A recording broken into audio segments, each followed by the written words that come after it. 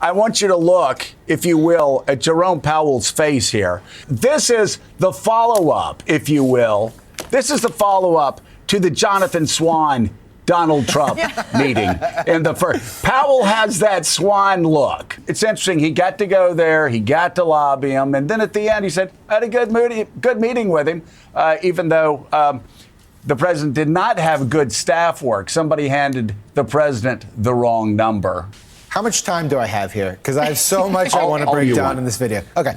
One. All you want. Where is Tim Scott's hard hat? Where is the hard hat? Why did Tim Scott get no hard hat? That's not right. Two, I just loved how Trump had the paper right there, just in case. And he showed it to him. And Jerome Powell actually was pretty quick on his feet to say, no, you got an extra building there. And apparently that building counts because it's part of the larger project. But the best part actually came at the end when they were taking questions after this whole thing was done. And I agree with you, Joe. But hold on, Sam. Yeah. Hold on, man. You missed the best part. No, the best part was Donald Trump is given the wrong numbers by his staff. No, and says it's 3.1. It's inflated. And Powell says, no, it's not. It's 2.5.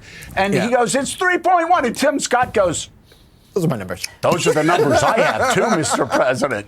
Because the banking committee just got their own numbers. This, right? You put this one next. You put this one next to Mike Pence reaching down and putting the water on the floor after the president does in the first term. This is Hall of Fame here. This is Hall of Fame by Tim Scott. Those are my numbers, too.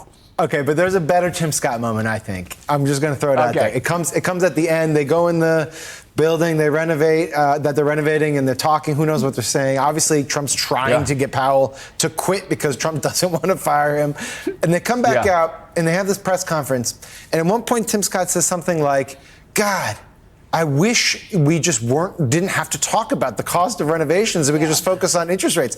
As if Donald Trump hasn't been pushing this entire thing as a predicate for firing Powell. Like Tim Scott just is like, if only we could just get past this topic. And it's just, what are we doing here? It felt like an episode of Veep, honestly, as close as you could get to Veep. It was an episode of Veep. And Ali, Sam brings up a great point. If the president of the United States and the Fed chairman have hard hats because something might fall and their life may be endangered, why not give one to the U.S. senator that's there?